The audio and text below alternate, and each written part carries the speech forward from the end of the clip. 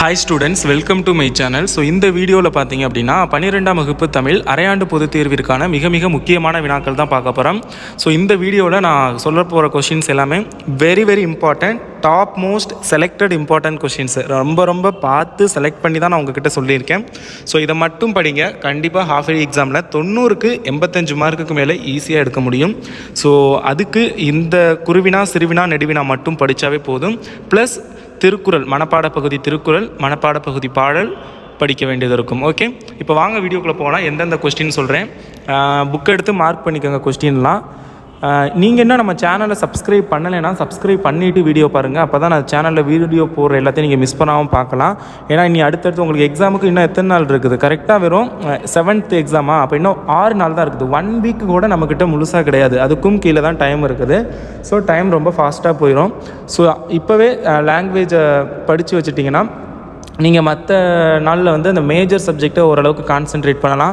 I think நிறையா பேர் எக்ஸாமுக்கு நாள் தான் இந்த வீடியோவை பார்ப்பீங்கன்னு நினைக்கிறேன். யாரெல்லாம் எக்ஸாமுக்கு நாள் இந்த வீடியோ பார்க்குறீங்க அப்படின்னு ஒரு கமெண்ட் பண்ணிடுங்க. வாங்க வீடியோக்குள்ளே போகலாம். குருவினாவை பொறுத்தளவில் செய்யுள்ள கவிஞர் சிற்பி எவற்றைய வியந்து பாட தமிழின் துணை வேண்டும் என்கிறார். அது பார்த்துக்கோங்க. இவற்றை வாயிலுக்கே சென்று இன்முகத்துடன் வரவேற்பாய் என்று ஜலாலுதீன் ரூமி குறிப்பிடுவது எது? எதிர்பாராத நிகழ்வுகளை ஜலாலுதீன் ரூமி எவ்வாறு உருவகப்படுத்துகிறார்? வசனம் கவிதை வேறுபாடு தருக. தருமமிகு சென்னையில் கந்த கோட்டத்துள் வளர் தலமோங்கும் கந்தவனை தொடருக்கு பதிவுரை எழுதுக. கலிவிழா ஒளிவிழா விளக்கம் தருக. ஒருமுக எழினி பெருமுக எழினி குறிப்பு வரைக. தொடர்ந்து பார்க்குறதுக்கு முன்னாடி நம்ம சேனலுக்குன்னு ஒரு வாட்ஸ்அப் குரூப் இருக்குது, கல்வி மினி அப்படின்னு. ஸோ அந்த வாட்ஸ்அப் குரூப்பில் நீங்கள் இன்னும் ஜாயின் பண்ணாமல் இருக்கீங்க அப்படின்னா டிஸ்கிரிப்ஷனில் உள்ள வாட்ஸ்அப் சேனல் அப்படிங்கிற லிங்கை கிளிக் பண்ணி ஃபாலோ பண்ணிக்கோங்க. ஸோ அதில் நான் எல்லா சப்ஜெக்ட்டுக்கான இம்பார்ட்டன்ட் கொஷின்ஸ்க்கான பிடிஎஃப் நான் எக்ஸாம் டயத்தில் ஷேர் பண்ணுவேன். ஸோ மறக்காமல் ஜாயின் பண்ணி வச்சுக்கோங்க.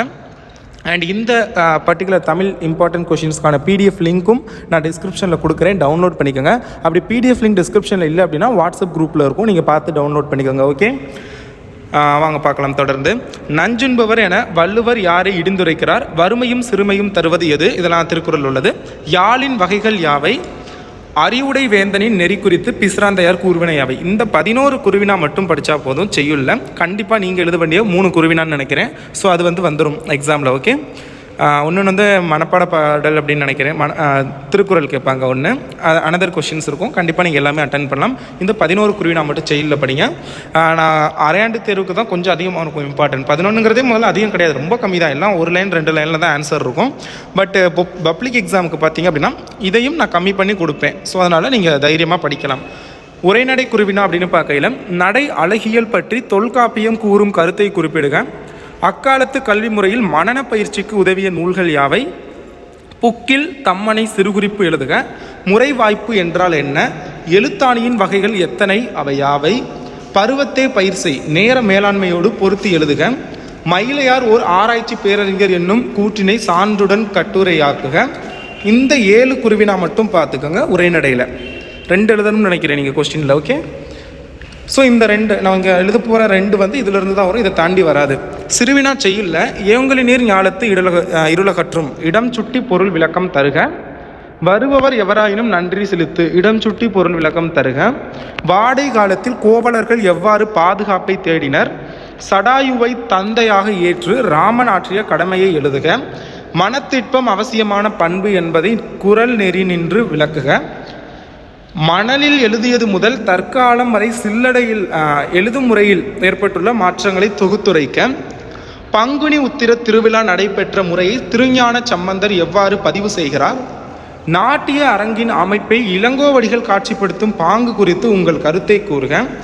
எங்கிருந்தோ வருகிறது வண்ணத்து பூச்சியொன்று, பறவைகளும் வரக்கூடும் நாளை, இடம் சுட்டி பொருள் விளக்குக. யானை புக்க புலம்போல தானும் உண்ணான் உலகமும் கெடுமே, உவமையையும் பொருளையும் பொருத்தி விளக்குக. ஈசன் மகன் நின்றான் ஓர் ஏழை என ஓர்மின் இடம் சுட்டி பொருள் விளக்குக.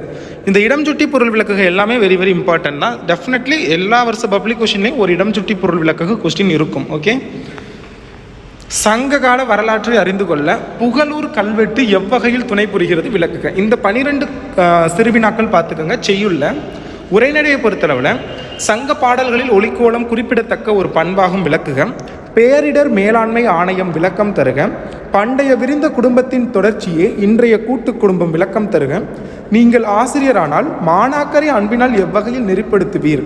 அது வேளாண் மேலாண்மை குறித்து நீவீர் பரிந்துரைப்பவற்றை எழுதுக. மயிலை சீனி வெங்கடசாமி நினைவு சிறப்பிதற்கு செய்தி உருவாக்கி தருக. இந்த 6 சிறுவினா பார்த்துக்கோங்க. நெடுவினா செய்யுள்ள கவிதை எழுத அறிய வேண்டியவதாக சுரதா கூறுவனவற்றை விவரிக்க. நெடுநல் வாடையில் நக்கீரர் காட்டும் மழைகால வருணனையை சொல்லில் வடிவிக்க.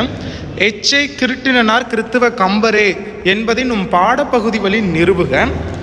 சென்னையில் உள்ள மயிலாப்பூர் சுந்தரக்கோட்டை பகுதிகள் செய்யுளில் எவ்விதம் காட்சிப்படுத்தப்படுகின்றன? இது பார்த்துக்கோங்க. 4 நெடுவினா செய்யுள்ள. இதிலிருந்து 1 வரலாம், இல்லை 2 வரலாம். பட் நீங்கள் அட்டன் பண்ண வேண்டிய 1 கண்டிப்பாக வந்துடும். உரைநடை நடுவினா குடும்பம் என்னும் சிறிய அமைப்பிலிருந்து மனித சமூகம் என்னும் பாரமைப்பு கட்டமைக்கப்படுகிறது எவ்வாறு விளக்குக? பண்டைய கால கல்வி முறையில் ஆசிரியர் மாணவர்களுக்கு இடையே நிகழ்ந்த கற்றல் கற்பித்தல் முறைகளை தொகுத்து எழுதுக. நிர்வாக மேலாண்மை குறித்து இறையன்பு கூறும் கருத்துக்களை தொகுத்து எழுதுக. மயிலையார் ஓர் ஆராய்ச்சி பேரறிஞர் என்னும் கூற்றினை சான்றுடன் கட்டுரையாக்குக. இந்த 4 படிச்சுக்கோங்க. உரைநடையில் விரிவான கதை, பாரதி கடிதம், உரிமை தாகம், நடிகர் திலகம், இந்த 3 கதையை மட்டும் படிச்சுக்கோங்க. இதிலிருந்து நிச்சயம் ஒரு கதை வந்துடும். ஓகேங்களா?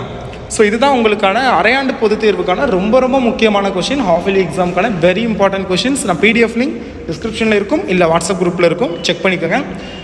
வாட்ஸ்அப் குரூப்பில் மஸ்ட் ஜாயின் பண்ணுங்கள். எல்லா சப்ஜெக்ட்டுக்கான இம்பார்ட்டன்ட் கொஷினும் உங்களுக்கு எக்ஸாமுக்கு முன்னாடியே நான் அப்லோட் பண்ணிடுவேன். Okay, thank you.